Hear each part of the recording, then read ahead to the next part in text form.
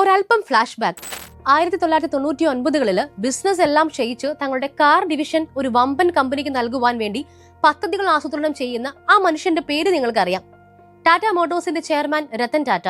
Business മോശമായതിനെ തുടർന്ന് ഏറ്റെടുത്ത് സഹായിക്കണമെന്ന അഭ്യർത്ഥനയോടെ രത്തൻ ടാറ്റ ചെന്നെത്തുന്നത് ഫോർഡിന്റെ ചെയർമാനായ വില്യം ഫോർഡിന്റെ അടുത്ത്.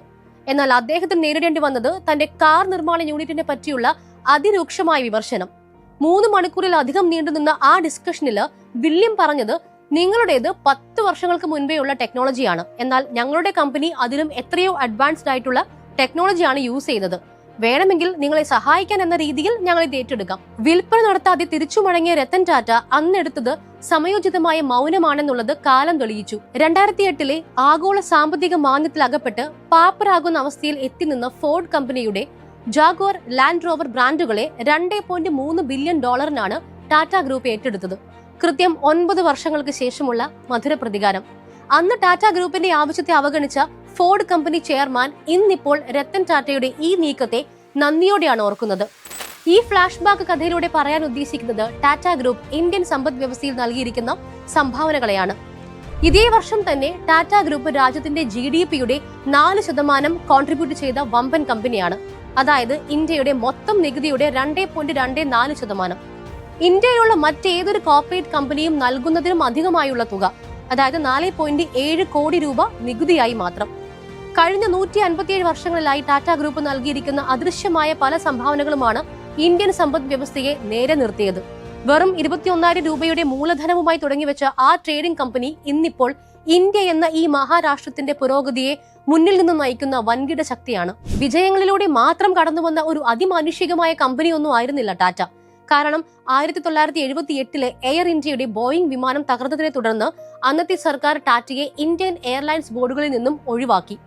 എന്നാൽ ഇപ്പോൾ പൂർവാധികം ശക്തമായി തിരിച്ചുവന്ന ടാറ്റ ഇന്ത്യ ഗവൺമെന്റിന്റെ കയ്യിൽ നിന്നും ആ അധികാരം വീണ്ടും സ്വന്തമാക്കിയിരിക്കുന്നു.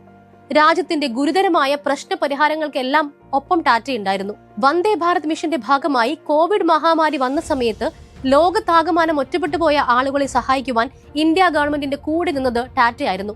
1903-ല് മുംബൈയിൽ ഉയർന്നു വന്ന താജ് ഹോട്ടൽ രാജ്യാന്തര നിലവാരമുള്ള ഒന്നായി മാറി. അതുപോലെ തന്നെ ടാറ്റയുടെ iron and steel company TISCO പ്രതിവർഷം 34 ദശലക്ഷം ടൺ സ്റ്റീൽ ശേഷിയുള്ള ഈ വിഭാഗത്തിലെ തന്നെ ലോകത്തിലെ ഏറ്റവും ബെസ്റ്റ് കമ്പനി. ഇനി 1911-ൽ പ്രവർത്തിച്ചു തുടങ്ങിയ ഇന്ത്യൻ ഇൻസ്റ്റിറ്റ്യൂട്ട് ഓഫ് സയൻസ്, 1915-ലെ ഇന്ത്യയിലെ ആദ്യത്തെ ജലവൈദ്യുത ഉൽപാദന കേന്ദ്രം. 1938-ന് മുൻപ് $101 മില്യൺ ആയിരുന്ന ടാറ്റ ഗ്രൂപ്പിന്റെ സമ്പത്ത് 1938-ഓടെ $5 ബില്യൺ കഴിഞ്ഞിരിക്കുന്നു. അതിനുശേഷം ആഗോളതലത്തിൽ എല്ലാ മേഖലകളെയും വൈദ്യുതീകരിച്ചുകൊണ്ട് ടാറ്റ മാതൃകയായി. നിലവിൽ 100-ലധികം വ്യത്യസ്ത സംരംഭങ്ങൾ ടാറ്റയ്ക്ക് കീഴിൽ അണിനിരക്കുന്നു. 1991-ൽ രത്തൻ ടാറ്റ ഗ്രൂപ്പിന്റെ ചെയർമാനായി സ്ഥാനമേൽക്കുമ്പോൾ ഇന്ത്യയിൽ ഉദാരവൽക്കരണം നടക്കുന്നതിനാൽ പല വിദേശ കമ്പനികളിലും ടാറ്റയ്ക്ക് നേരിട്ട് ഇൻവെസ്റ്റ് ചെയ്യാൻ സാധിച്ചു. ഇപ്പോൾ ഇതാ 6 ഭൂഖണ്ഡങ്ങളിലായി 100-ലധികം രാജ്യങ്ങളിൽ ടാറ്റയുടെ സാന്നിധ്യമുണ്ട്. ലക്ഷക്കണക്കിന് ഇന്ത്യക്കാർക്ക് ഇവിടങ്ങളിലൊക്കെ ജോലി ലഭിച്ചു. ലാഭവിഹിതത്തിന്റെ 66% ചാരിറ്റി പ്രവർത്തനങ്ങൾക്ക് കൊടുക്കുന്ന എത്ര കമ്പനികളുണ്ട് ഇവിടെ? 100ഉം 200ഉം ഒന്നുമല്ല, 1500 കോടി രൂപയാണ് ഇന്ത്യയുടെ കോവിഡ് മഹാമാരി റിലീഫിന് ടാറ്റ ചെലവാക്കിയത്. ടാറ്റ ഗ്രൂപ്പിന് നാടിന്റെ അഭിവാദ്യങ്ങൾ. കൂടുതൽ വീഡിയോസിനായി കാത്തിരിക്കൂ ആൻഡ് സബ്സ്ക്രൈബ് എൻട്രി കൊമേഴ്സ്.